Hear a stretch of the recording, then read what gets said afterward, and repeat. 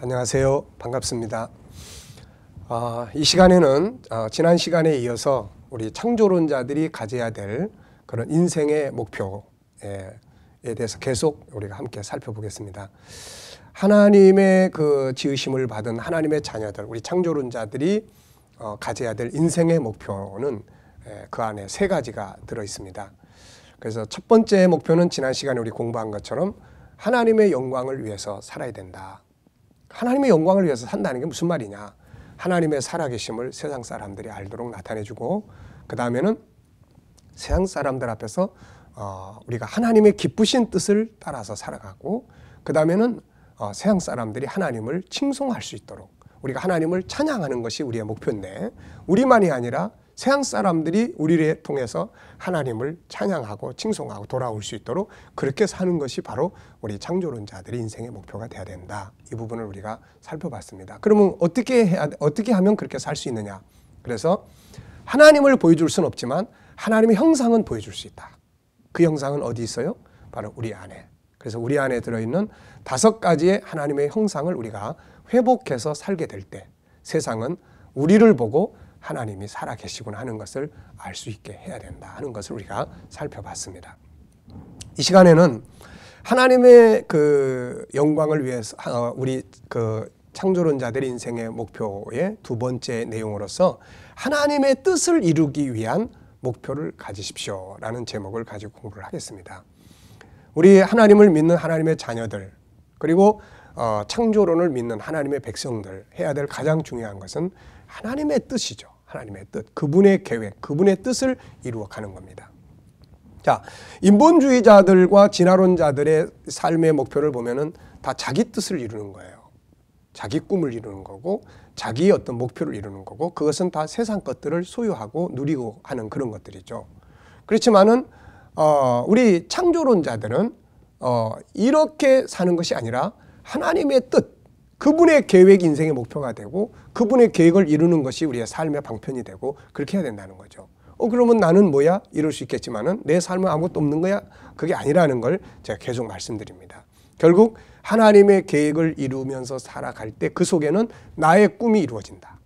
그 속에서 나의 계획이 이루어지고 나의 꿈이 이루어진다. 이것을 우리가 이제 바르게 알아야 된다는 거죠. 그래서 가장 잘 되고 가장 바르게 아름답게 살아가는 것은 그분의 계획을 이루어 가기 위한 목표를 가지고 살 때 이루어지는 겁니다.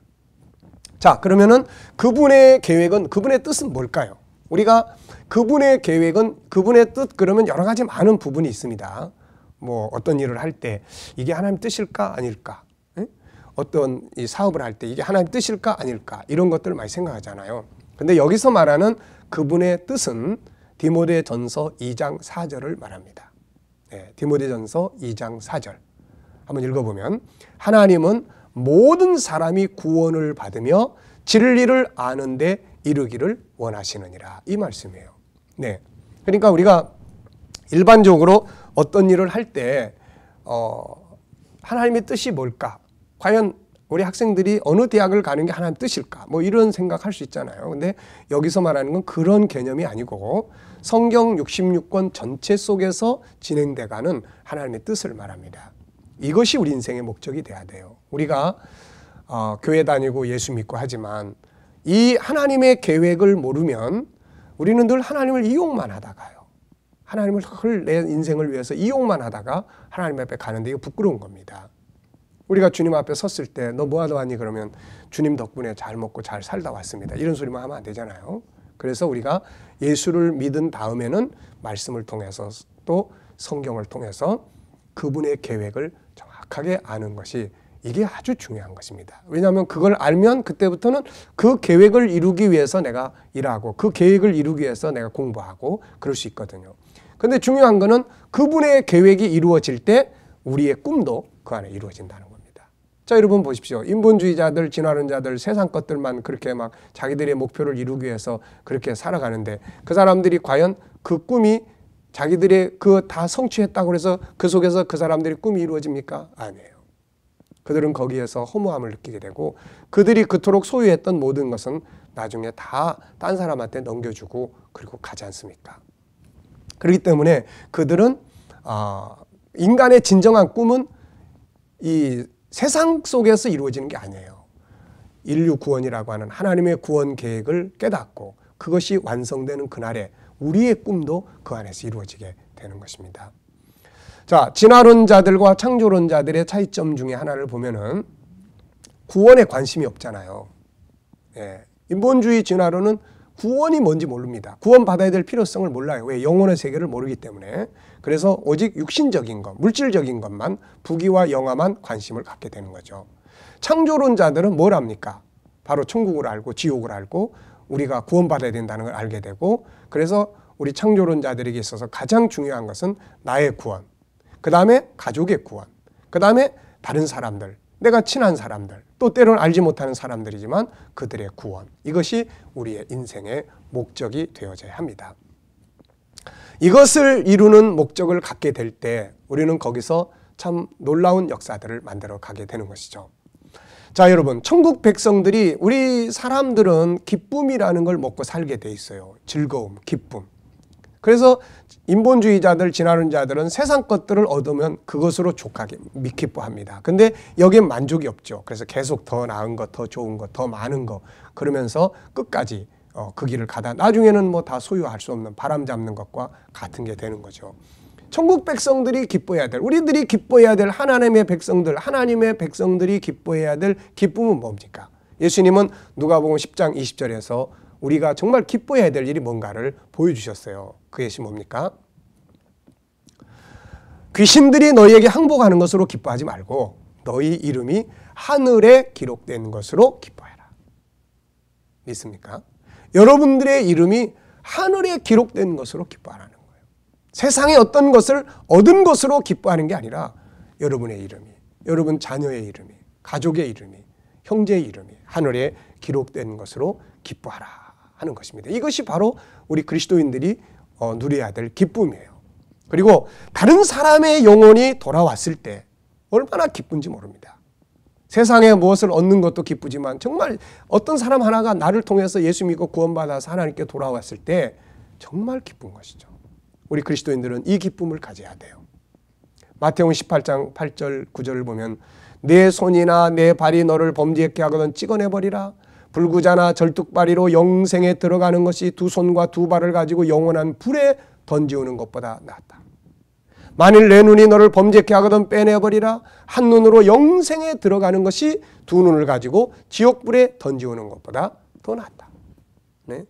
여러분, 정말로 성경은 우리에게 중요한 것을 보여주는데 그건 구원이에요. 구원받는 겁니다. 나 구원받고 내 가족 구원받고. 여러분 한번 생각해 보십시오.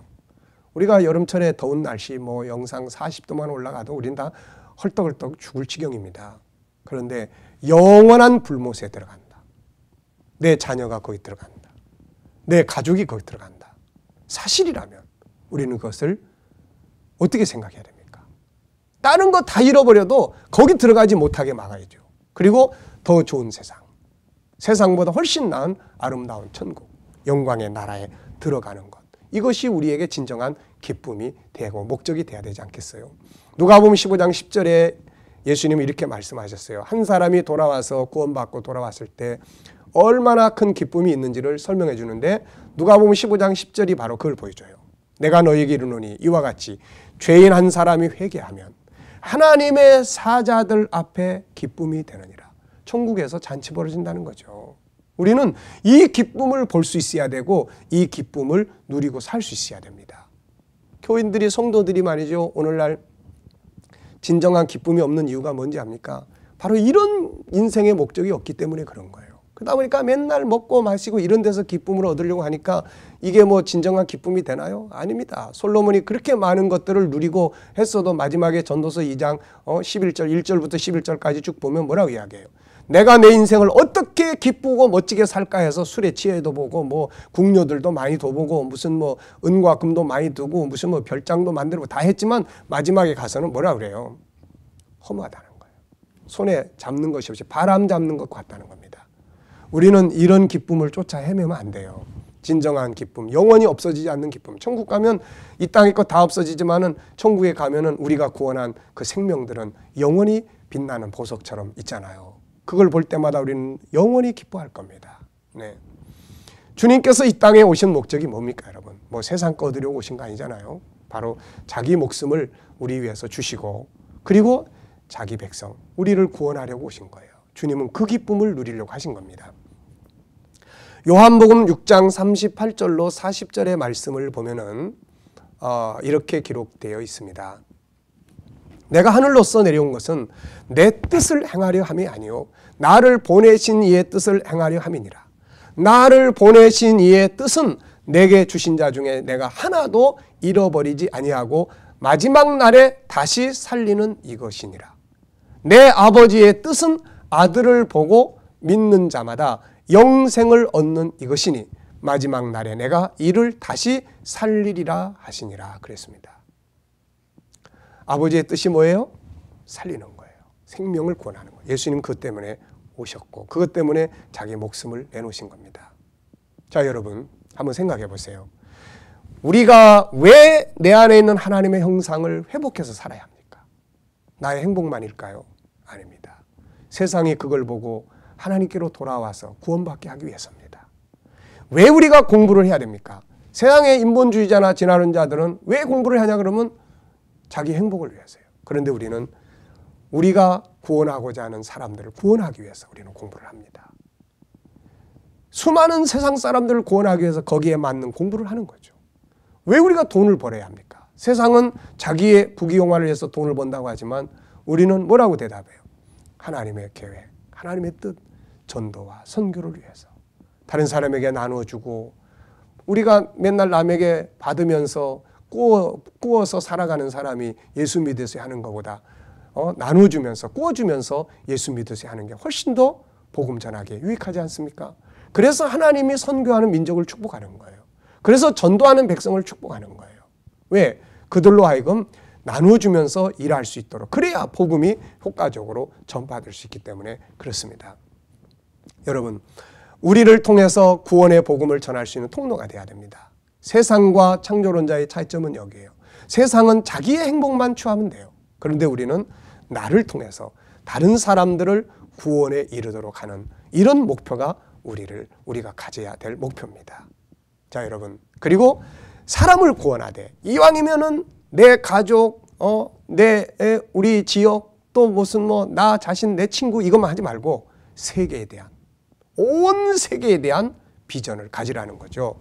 왜 그러냐면은 하나님은 바로 온 세계를 구원하고자 하는 그런 세계를 구원하고자 하시는 하나님이시기 때문에 그렇습니다. 그래서 세계를 구원하는 비전을 꿈꾸십시오. 그러면 세계적인 사람이 될 수 있습니다. 우리 자녀들이 세계를 구원하기 위한 꿈을 꾼다면 우리 자녀들은 세계의 리더자가 될 것입니다. 여러분, 어디를 가든지 뭘 하든지 내가 왜 여기 와 있을까? 여기 있는 사람들을 구원하기 위해서 하나님이 나를 여기에 파송했다. 이런 생각을 가져보십시오. 그리고 그 일을 위해서 그 사람들 앞에 모범이 되기 위해서 더 노력하고 더 헌신하고 더 부지런해 보십시오. 그러면 그 사람들이 당신을 보고 하나님께 돌아올 뿐만 아니라 당신은 그 사람들에게 인정받는 리더자가 될 것입니다. 이것이 바로 우리들이 가져야 될 그런 삶의 자세고 목표예요. 우리가 이같이 하면요 손해보는 거 아닙니다. 다른 사람이 옛날 희생하고 손해보고 아니에요. 세상은 지금 그런 사람들이 필요해요. 네. 정말 회사라면 회사의 오너는 그런 일꾼을 필요로 해요. 네. 물질 문명이 너무 강하다 보니까 그냥 책임감도 없고 돈 더 준다 그러면 쉽게 움직이고 막 이런 복잡한 이런 변질된 이런 속에서 진정한 진실한 사람들, 참된 자기 희생자들을 세상은 필요로 하는 거예요. 이것을 역설적인 축복이다 이렇게 이야기를 하는 것입니다. 우리가 희생한다고 해서 희생이 아니에요. 그건 투자입니다. 오히려 존경받고 인정받고 복을 누릴 뿐만 아니라 그 사람들은 그걸 통해서 어떻게 해요? 하나님께로 돌아오게 되는 것이죠. 자, 여기에 특이한 말을 하나 썼습니다. 간첩이라는 말을 썼어요. 간첩. 천국의 간첩이 되자. 자, 여러분, 간첩이 여러분의 마을에다가 여러분의 동네에다가 갈비집을 차렸다고 합시다. 그러면 간첩이 그 갈비집을 여러분 동네에다 차린 목적이 뭘까요? 돈 벌기 위해서일까요? 아닙니다. 포섭하기 위해서죠. 포섭하려고 하다 보니까는 이 사람은 어때요? 서비스 더 잘합니다. 갈비 하나 넣어줄 거 2개, 3개 넣어줍니다. 왜? 이익의 목적이 있는 게 아니고 사람을 포섭하는 데 있기 때문에. 그러다 보니까 사람이 많이 모이는 거예요. 그런 가게, 그런 갈비집 가지 않겠어요? 그러면 이 사람 번 돈 가지고 또 어떻게 합니까? 오는 고객들의 자녀들 장학금도 주고 선을 행합니다. 사람들이 막 이 사람을 다 칭송합니다. 네? 그러다가 어느 날 이 사람이 어디 간다 그러면 어디가 자네 가는 곳이라면 나도 함께 갔으면 좋겠네. 그리고 나중에 딱 따라가 보니까 김정은이 앞에 딱 서 있게 되는 거죠. 이게 바로 간첩의 역할이에요. 우리가 여러분 한번 생각해 보십시오. 우리 그리스도인들 하나님의 사람들은 이런 자세. 그래서 천국의 간첩이 되자. 이런 말을 한번 사용해 보고 있는 겁니다. 자, 여러분, 우리가 이런 모습으로 산다면 어떻습니까? 그런 이익을 계산하지 않고 서비스 정신으로 우리가 모든 일을 한다면 사람들은 우리 인정할 거예요. 그리고 우리가 있는 곳에 찾아올 겁니다. 그리고 우리를 칭찬할 거예요. 그리고 우리가 가는 곳에 따라오려고 할 겁니다. 딴 사람 몰라도 자네는 믿을 수 있어. 자네 가는 곳에 나도 갈 거야. 네? 그럼 어떻습니까? 그들은 우리를 통해서 구원받고 우리는 그들을 통해서 복을 받는 거죠. 장사하는 사람 같으면 사람 많이 모이고 손님 많이 오면 돈 버는 거 아닙니까? 이 방법을 이걸 가르친 것이 마태복음 6장 33절입니다, 여러분. 마태복음 6장 33절을 보십시오. 너희는 먼저 그 나라와 그 일을 구하라. 너희는 먼저 목표를 그 나라 사람처럼 그 나라 백성처럼 목적을 가지고 살아보라는 거죠. 그렇게 되면 이 모든 것을 세상의 것들을 더해 줄 것이다. 그런 뜻입니다. 놀라운 축복의 비결이 그 안에 있잖아요. 사업하시는 분들 목표를 거기 둬보세요. 그걸 통해서 그 지역 사람들 구원하겠다는 목적. 직장생활 하시는 분들 이 목표를 세워보십시오.